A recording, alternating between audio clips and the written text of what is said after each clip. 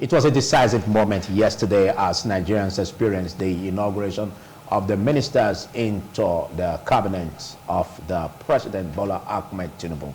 And a lot was said, in that direction, even as the president expected that the ministers should act on the mandate given and nothing should be done as per, getting below the expectations of Nigeria in terms of the standard. Now, let's look at this because I still have my guests with me.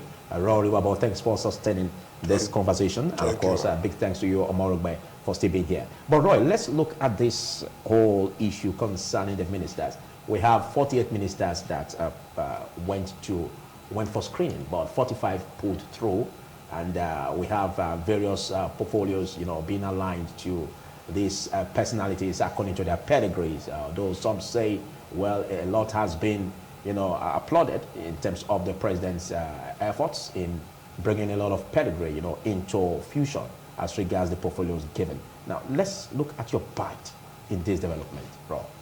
To me, there is nothing new. I was really expecting something new from the TINUBU'S government.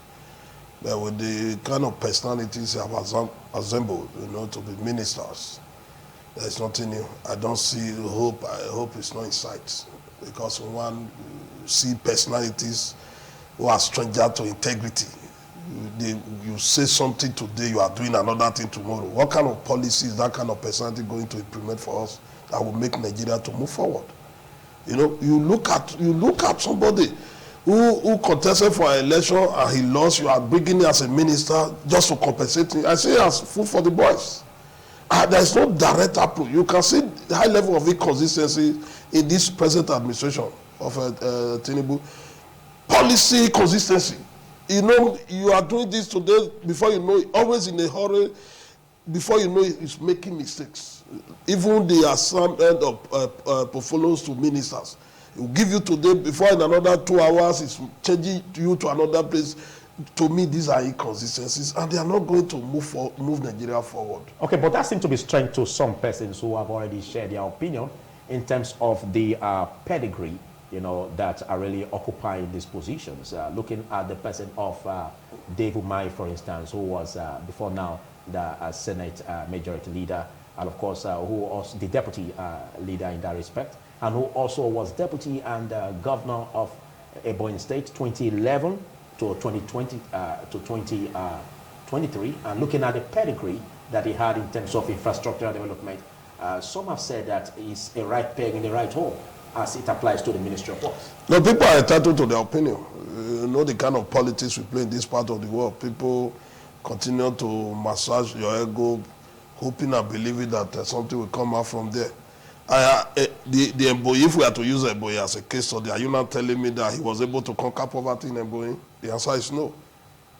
I am aware of some of my friends who are also there. They also tell me that this is what this man was able to achieve. This is the kind of government and policy. If you go to that state, you will see the way the man, if you are not within his party, you see the way he terrorized the oppositions. You see the way the man performed according to what was available to him. You cannot say that the man was an excellent performer. To me, this appointment is a compensation. Oh. We don't need a compensation. What we need that bringing people for us. You cannot be a governor after 8 years. You are now moved to the federal level just strictly because the person in power wants to compensate you. We are looking for fresh blood. We are looking for people who will be in government, who are coming from another background, not the professional politicians who have already been there. And these are persons who want to fix Nigeria. Okay. Those who created the problem for us cannot fix this country. That is the issue. Okay. I expect you to go to Ebonyi and look for another person from Ebonyi and say, come and be my minister. Not because the man is a member of your party, not because he was a governor. We cannot build a society like that where we are now compensating people through the appointment. The job will not work. Okay, let's look if your perspective is different, Omorogbe, because we look at the personality of Wale Edun, for instance, who is occupying heading the Ministry of Economy. Looking at what he has brought in terms of experience, even while the president was governor of Lagos State, he was the commissioner of finance. And again, a lot has been said on this very young, vibrant minister who occupying the office of communication and digital economy. Talking about Dr. Bosun Tijani.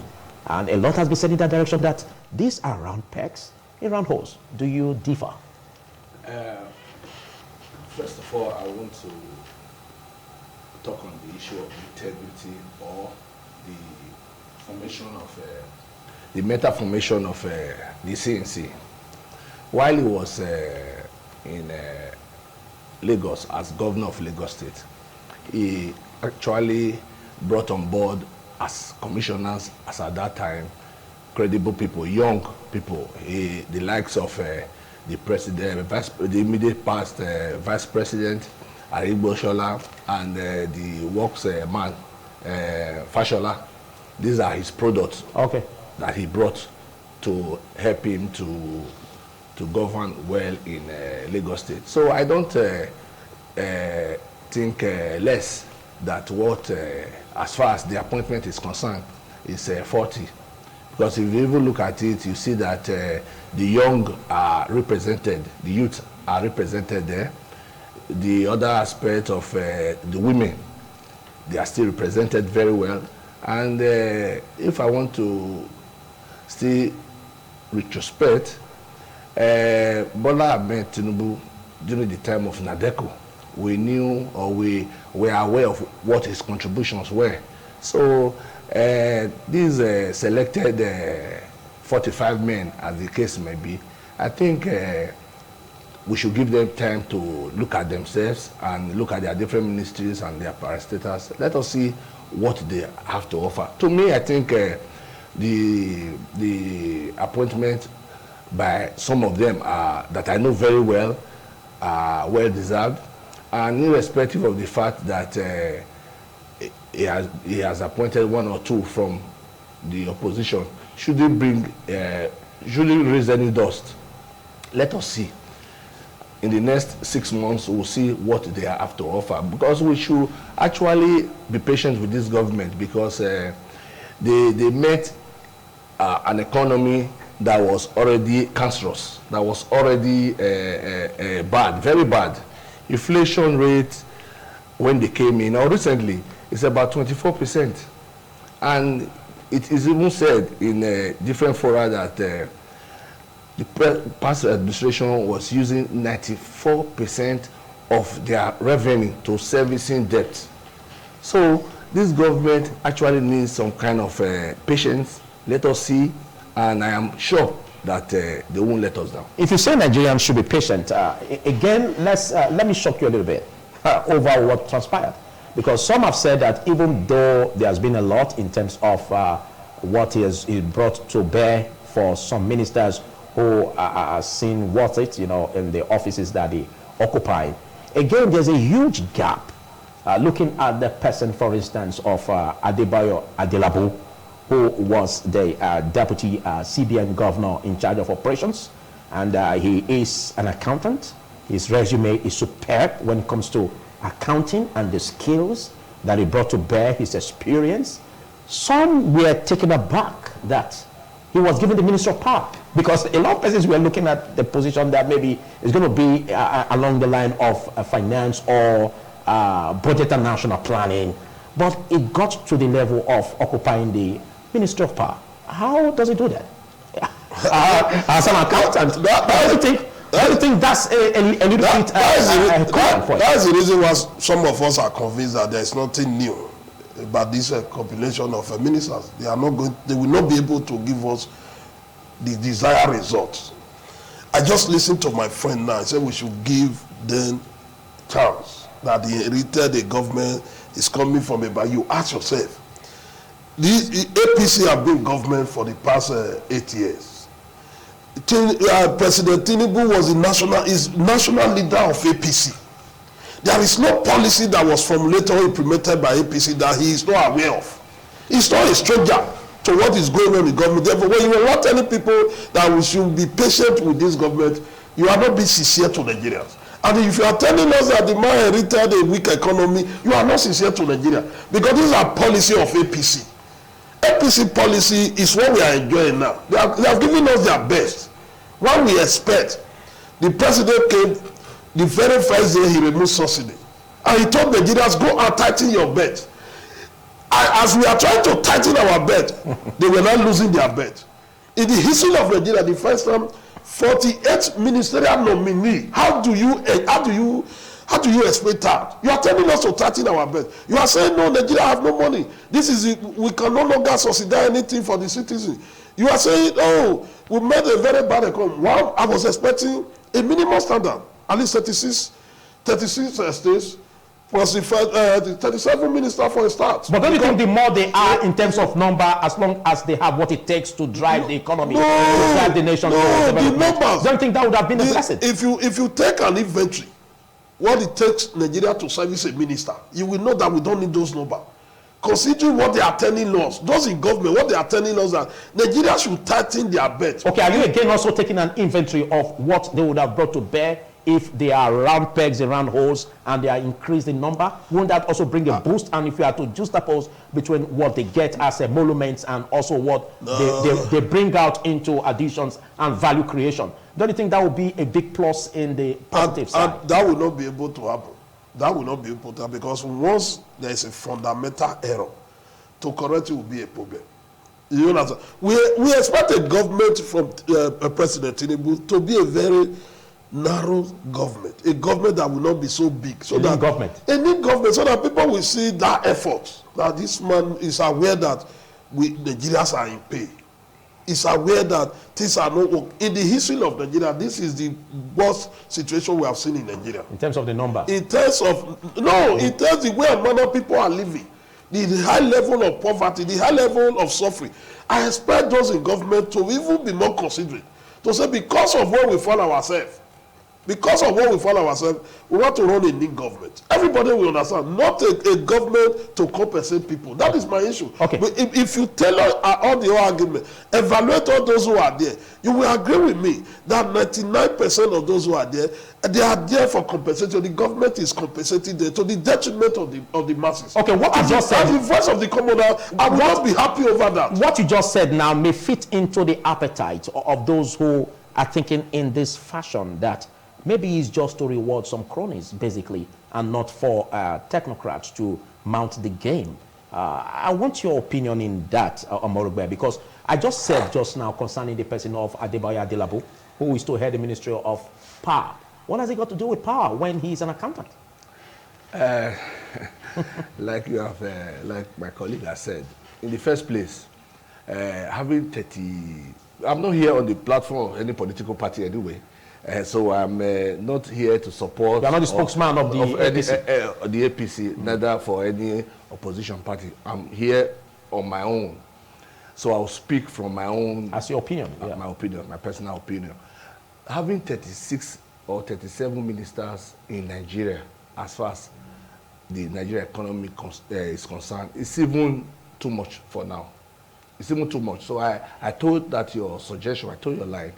But however, the other aspect you just chip in, having to have somebody from the finance background heading power, you know, that's a misfit. Not really.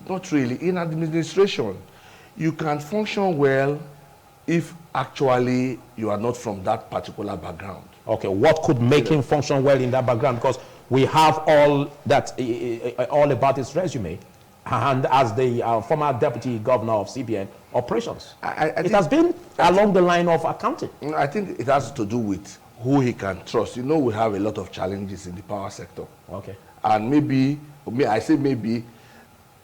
he has another replacement in the finance department.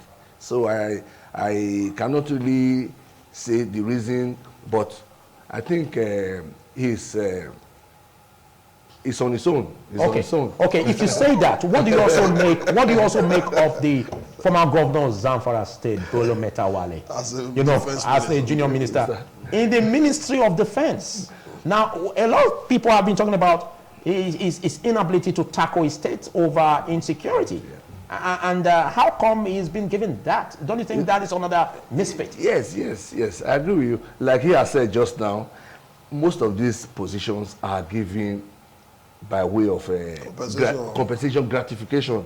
How much did you contribute during election? How much did you contribute during campaigns and all? So the issue of appointing ministers or commissioners as we have in the state is not really based on one's merit.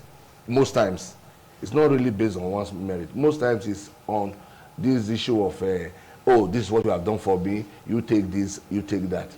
You know, it's not a new thing in this country. It's not a new thing at all. This is how they do it. And that is why the system is so yes, that is why we are where we are today. Until these positions are given to technocrats, people who are really in that field. And secondly, like I always say, our political gains, when I mean financial gains attached to these offices, until it's being scrapped, you can't get good people to man them. That is another dimension. Because in the first place, during, I think last week or a few days ago, in the book launch of Edwin Clark, he said that most state governors today are even richer than their states. So in Nigeria, as we speak, most of these positions are just for compensation. All right. It's too lucrative. It's too lucrative. All right. Let's see how that can come to fusion in terms of building a network that will help. Because we also have the issue where the former spokesman to the president on media, Dele Alake, who was seen as the ministerial nominee then and now appointed, you know, a lot was also expected that he's going to man the position of the Minister of Information.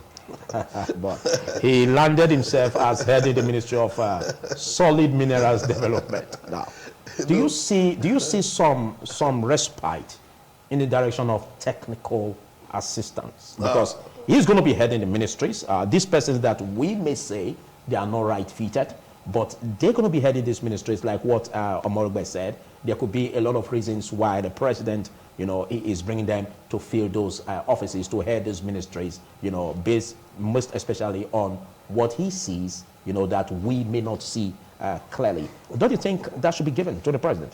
Most especially as we also can rest on technical assistance to build a network that will help them carry along, you know, or hit the ground running on these ministries they head.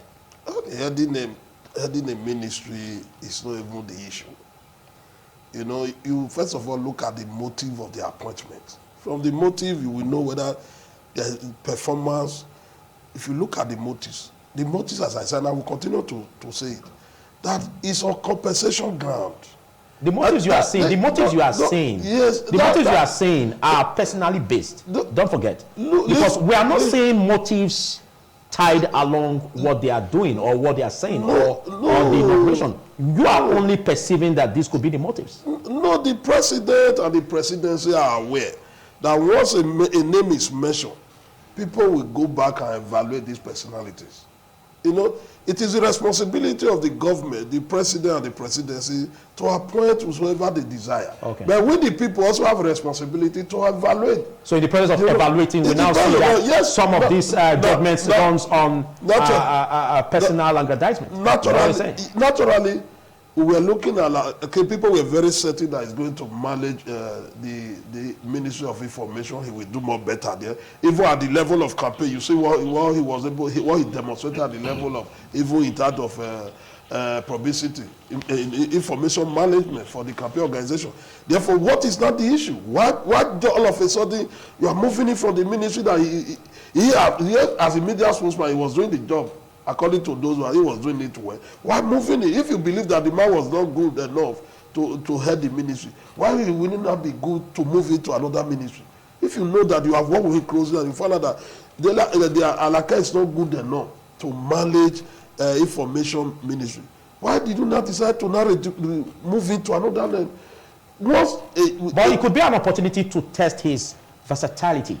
This young man could be very versatile. Like even that of Festus Keyamo, who is a senior lawyer and now heading the Ministry of Aviation.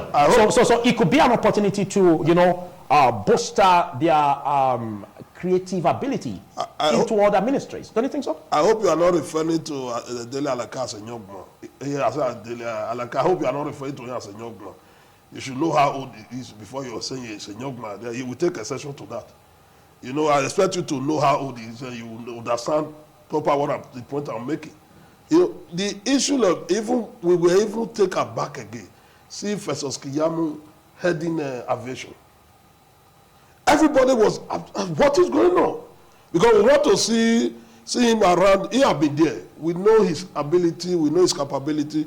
We were looking at where he would properly fit where. But when we saw him at the aviation, people shouted, say, what is going on? And these are the issues. We must continue to look at. As we are looking at you now, one, if you believe that the personality is not good in one particular place, we are working closely. Don't try to manage it. If you have a yam, if your yam is bad, if you roast it, if you also want to use it for pounded, it will also be bad.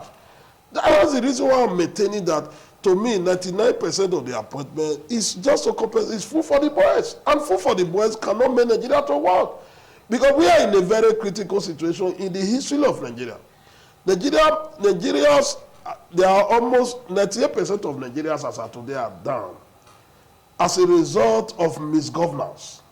Because the leadership we have had over the years have disappointed all of us. They have not been able to come with a policy that will make the people to be happy. How many people believe that they are Nigerians?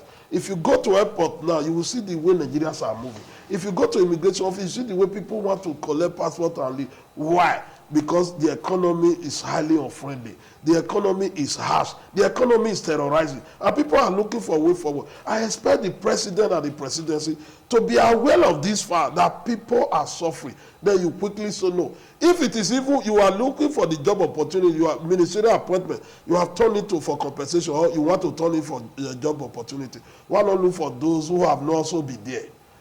According to E.K. Clark, where he said most of the governors, they are richer than their states. What does that show to me?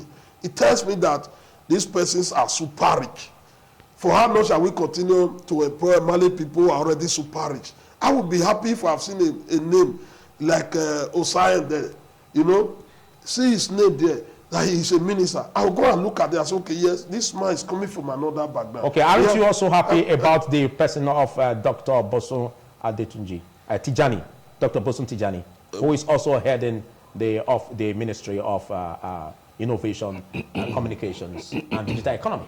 Now, he's a young man, a 46-year-old, yes, who is vibrant, who knows his onion, and yes, he was even grilled before the Senate. Yes. And even long before now, in his Twitter handles, he has sent some abusive words about the senators, calling them a bunch of morons. Yes. But he quickly apologized when he now noticed that he had to be before the Senate. Now, he was grilled, and he was seen as really hitting the points on what he's been given as the Minister of Innovation, Communication, and Digital Economy. Don't you see that as another point where you can say it's a right step in the right direction for the president? Now, the reason why we also fought that guy, the man, is that one, it not been issue.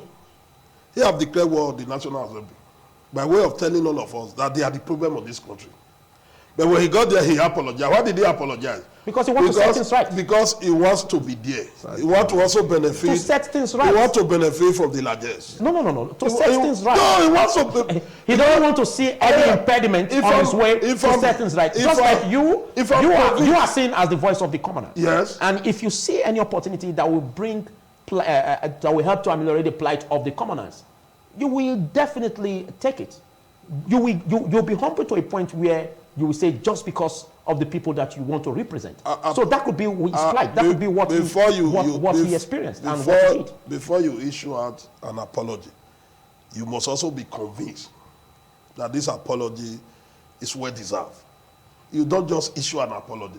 If the man, he was convinced it not been issued, that the legislators are the problem of this country, you can see face them and tell them, I have a reason for saying this and this. You stand by your word. Heaven will not fall. Will he pull through if he does that? If he stand by your word, heaven will not fall. Because those who did not go through or who are yet to go through, it is not because of what they say.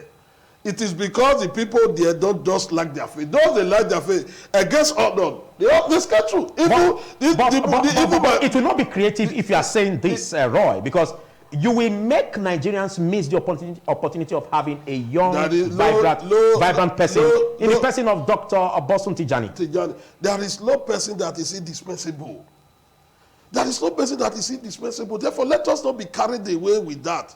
It is not only one person that have the idea to fix Nigeria. And many of us have idea to fix Nigeria. We have not the opportunity to. You start with what you believe. That this is my point. You maintain it. And people will say, if they are not giving you, they don't want to make you a minister because of your conviction. You take responsibility for it. I want to see personality.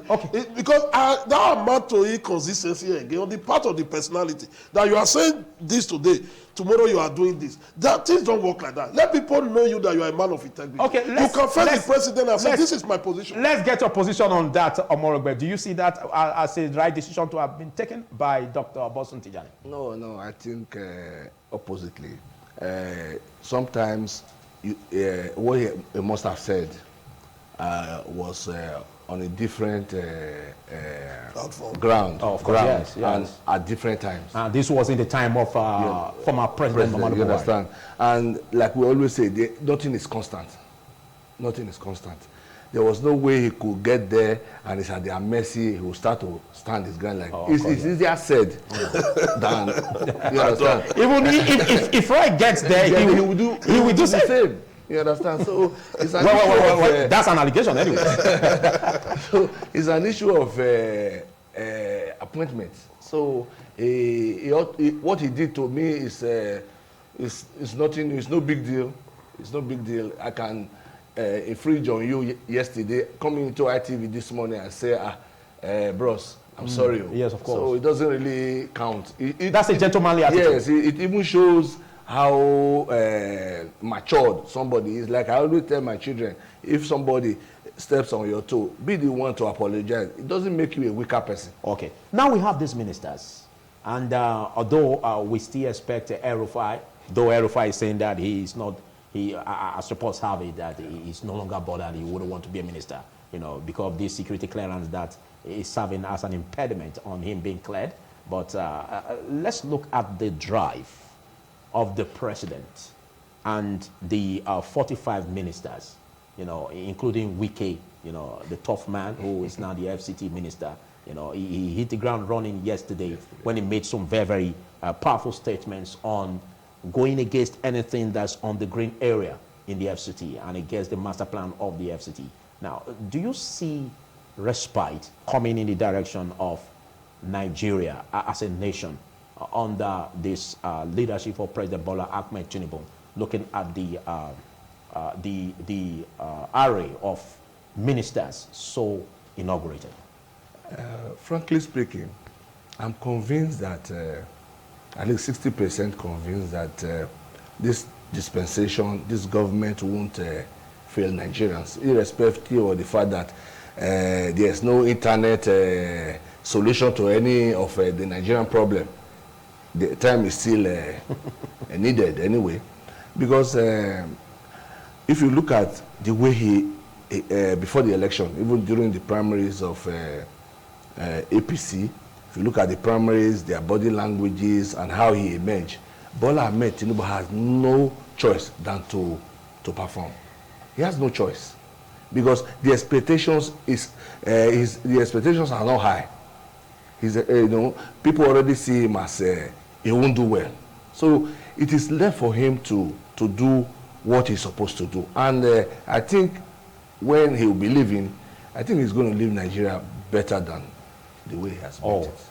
Okay. Let's get your viewpoint on that, Roy. Well, you mentioned because we really don't have to be pessimistic. Now we have a country that we call our own. You may mention the fact that people are leaving the country. Even if you talk about investment, you could say that in the former administration of President Muhammadu Buhari, there was capital flight.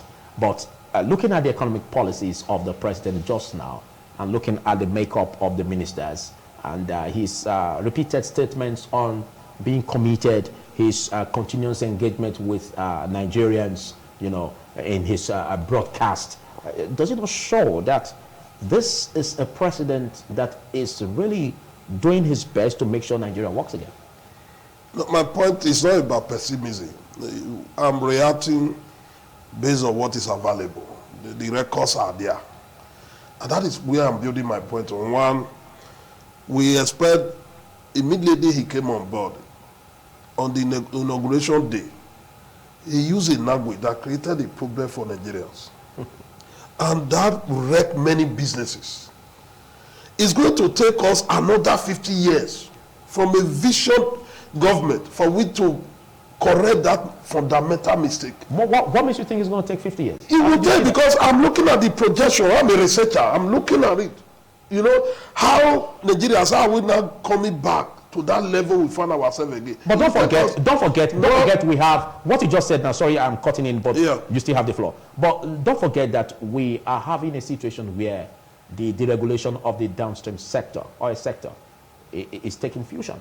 We are having a development. We've critiqued the government over some marketers not having the wherewithal in terms of having dollars, you know, to purchase import of the product. But now we are seeing some respite in that direction. So don't you think that could go a long way if we have a full portion of the deregulated economy? You know, it will go a long way to bring respite where issues about inflation, issues about the increase in the petrol price will drastically come down. Or do you think anything in Nigeria that goes up doesn't come down? Your point, you articulated it well. But let me tell you, what drives Nigeria economy? The kind of economy we run is a sustenance economy where Mama Osaro will need to go and plant pumpkin leaf. After 2 months, she will harvest it and sell to feed the family. Why? Everybody, we have to go to farm and plant yam. We will not harvest it to sell. On that level, everybody is trying to sustain themselves individually. You know, that is the kind of economy we run in Nigeria. And any policy you want to tailor, you tailor it and know that kind of policy. That is the only area you will get it right. Not this bourgeoisie tendency of economy. You must understand your terrain, understand your people, understand what they are doing. From there, you will not provide a solution for them. It appears those in government don't even understand the kind of policy. They don't understand what the people are doing. And that is the reason why immediately after the pronouncement, fuel subsidy is gone. Now we are looking, not up to a week, we are looking for money to borrow again for palliative. We can take no for palliative. Now, very just now, money is now being shared to states for palliative. Then the president addressed us in this country. He did not talk about our refinery until we raise the issue that if you are sincere about this your policy, refinery is supposed to be an issue. You cannot continue to be importing petroleum products. You expect for we not to be in crisis. Okay. What we need, immediately we raise that issue. It was when he now met with the labor leaders, he now pronounced that refinery will work in December. I can confidently tell you now that with what I've seen in Nigeria, with what I've seen, with what I've heard, that by December, no refinery will work in Nigeria because the president and the presidency, they are not interested. Ask yourself, 5 billion to each state. Do your rough calculation. I'm not good in mathematics, but my brain is telling me that if you do that calculation, times it by 36, what does it take for we to have a working refinery in this country? Okay, who plays an embargo or refinery? Let's take your final conclusion on this, Omorogbe. Looking at the brighter side. Yeah. On the issue of I want to chip in something fastly. On the issue of the refinery, but one thing I want to make clear to Nigerians is that even if our refineries are working, petroleum, PMS, popularly known as petrol, the prices will never go down. Oh. Nigerians should know that. I can tell all Nigerians for free. I can say that for free. You are acting like a prophet of doom. No, not really. Because even from the aren't you supposed to be praying and hoping that it will be on the brighter side? It will come down because there are some indices that will still be all right, thank you. A lot has been said. Big thanks, Omorogbe. I want to thank you for coming. Roy Orivabo.